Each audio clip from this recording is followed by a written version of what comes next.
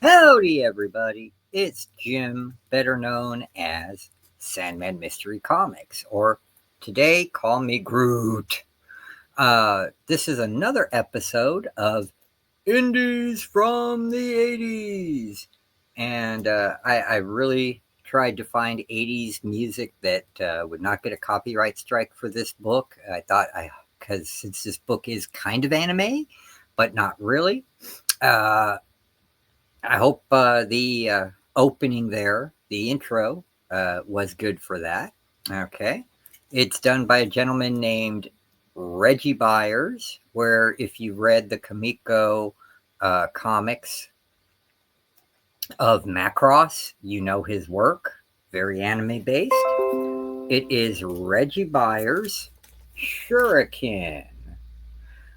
This book had 3 series, actually, from 1985 till about 1987, 88. This is the first series. It's self-published. All right. It lasted 8 issues. There's 1. There's 2. You can see it's very anime-based. 3. Very 80s-based, too. 4. This one is issue 5, 6, 7, and then 8.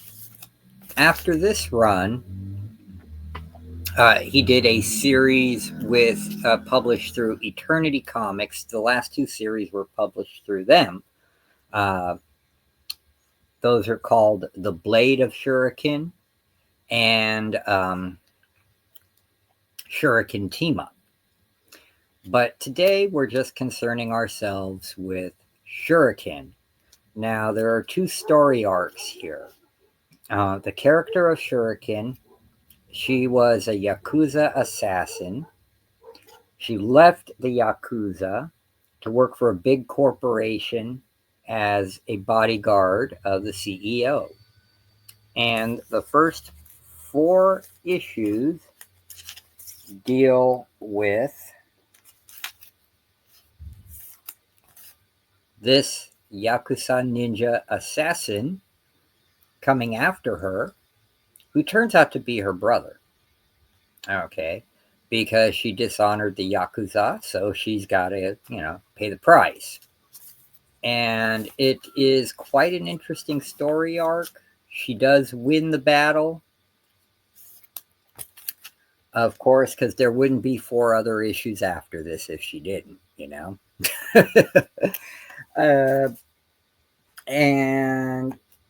the next 4 story arcs, the issue 5, she's reflecting on her childhood. Yes, she has a stuffed Cerebus, as well as Pokey from Gumby the horse, and a stuffed Usagi Yojimbo there. But her and her partner are going to start a security business and leave, working as a bodyguard for that one place. And that's what this next 4 issues are about, if I remember correctly. I haven't read these in years and years, and I should have read them again before I started this video, but it's been quite a while. Now, the creator, Reggie Byers, has been quite prolific. Other than doing the Macross Saga, or Robotech, as everyone knows it here in the States, and Shuriken, He's done quite a few books. Okay. He has one called Jam Quacky, which is a hip hop duck. He has a more Christian based book about kids. And he's done a lot of children based books too, which is really cool. Okay. And he does a lot of conventions.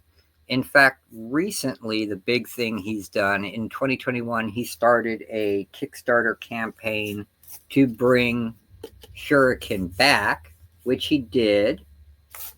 And he's currently still in the process of getting out all the, supporter rewards. Okay. Now, Blackthorn, when at the height of this thing being popular, put out a graphic novel, wraparound cover, of the first 4 issues. And that's what we're going to look at the art for. One thing I noticed is that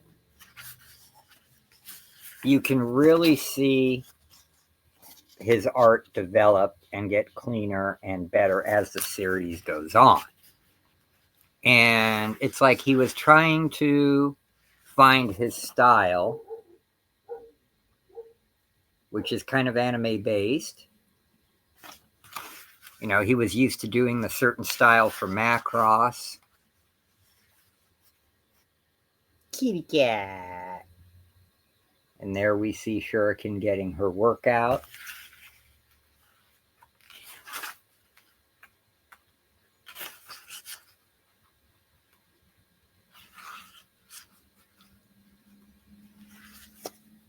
They try to send ninjas after her.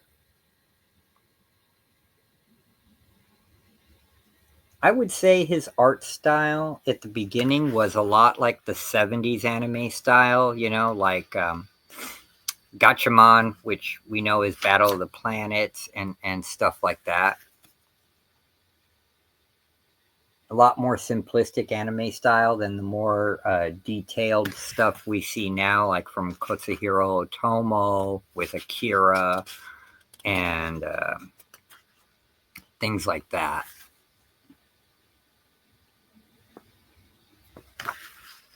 And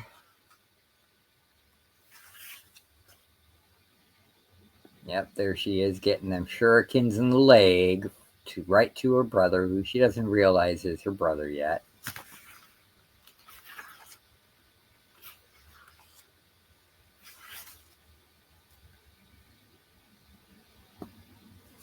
And one thing I noticed later on in this series, and you can kind of see him starting to develop here around the eyes, he takes a page out of Leiji Masumoto's book. If you're not familiar with Leiji Masumoto created Star Blazers, Captain Harlock, Galaxy Express 1999 or 999, and Queen Emeraldas, to say a few things.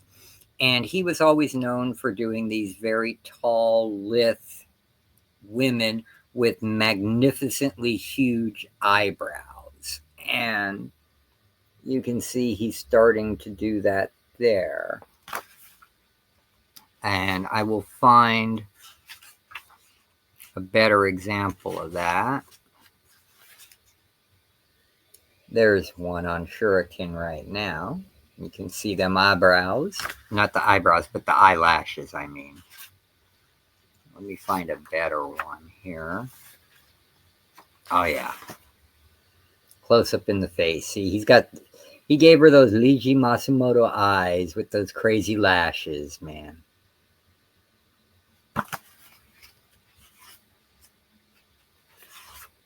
And he starts doing that with all the female characters. Oh, this really dates the book. Look at that. 2 Miami Vice kind of guys that are cops. I mean, come on. You know that's Miami Vice ripped off right there. But it's still cool, man, you know? It really dates the book and gives you the nostalgia and the feels. Oh yeah, final fight between her and her brother, and she just whoops his butt.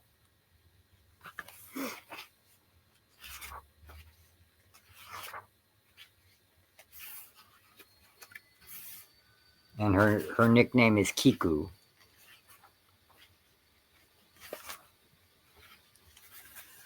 See, and there go the Leiji Matsumoto eyebrows. Then you get a whole bunch of pinups from various artists.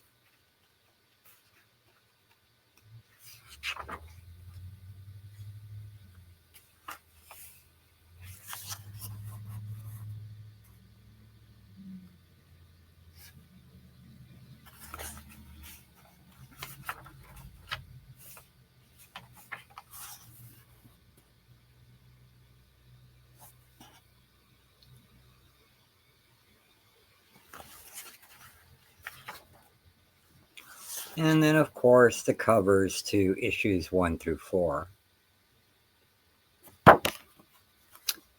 So, yeah, it's a really fun read. I thought The Blade of Shuriken, which was the second series, I remember it from Eternity. It's kind of weak, but the Shuriken team up was a really fun one. That one I did like because it teamed her up with other type of vigilante / crime fighters / ninja type people. So that was pretty cool. And it's definitely a good read. And these are not, you don't see them much, but if you really dive into the dollar bins or whatever bins you have for cheap books, you will find the Shuriken. You can probably find the whole run. And it's worth a read if you like independence and you like your flashback to the 80s, because if you're my age, you lived the 80s, you did the 80s, and it was good. It was good. So that's my recommendation from Indies from the 80s this week. Shuriken by Reggie Byers. All right. What's coming next for the channel? Well, Saturday I'm going to release, or maybe Friday, I don't know. I'm going to release my kaiju review, which will be, excuse me, on Godzilla Rulers of the Earth. I'm also going to start a new review thing, segment called Pulp Fictions. And that's going to be based on a lot of pulp heroes in comics. So, I mean, you're going to see stuff like Tales from the Green Hornet and the Green Hornet through Dynamite, and now, you'll see Miss Fury and the Green Hornet, Solomon Kane. He is a pulp hero. Robert E. Howard wrote in the 20s and 30s in the pulps. He was in Weird Tales, And of course, the main one everybody knows, Conan the Barbarian, the most well-known character of Robert E. Howard. And I was able to acquire all 4 of these, so I will read and review Tarzan the Lost Adventure in the Pulp Review. It's got interior art by Michael Kaluta. The covers are done by Arthur Soydam. And the story itself is written by Edgar Rice Burroughs with finishes from Joe R. Lansdale. So I've got all 4 of them. They're the size of a pulp, which I think is really neat. Put out by Dark Horse Comics. So I cannot wait to read these. Plus, Edgar Rice Burroughs' son did a John Carter from Mars comic strip for the newspapers. It's never before been reprinted, and it is reprinted in these 4 issues for the first time ever. So we get a double bang review out of this one. And then something else, everybody knows Robert E. Howard for his sword and sorcery, Solomon Kane, Red Sonja, and Conan, but he did horror. And one of the most adapted stories is Pigeons from Hell. You may laugh at the title, but this thing is scary, moody, and creepy as hell, and that'll be one of the things being reviewed on the Pulp Fictions as well. All right, so stay tuned for that. And that's it. As far as comics go, buy what you like, read what you buy. That way you're always satisfied. You don't worry about the ups and downs of the comic market. They're not stocks, they're entertainment, people. Okay? And be kind to yourself, be kind to others, love each other. You don't have to, but if you want to and you like the video, hit the thumbs up. You can subscribe if you want to, share if you want to. With that being said, God bless each and every one of you and your families, and I'll see you on the next video. Bye for now.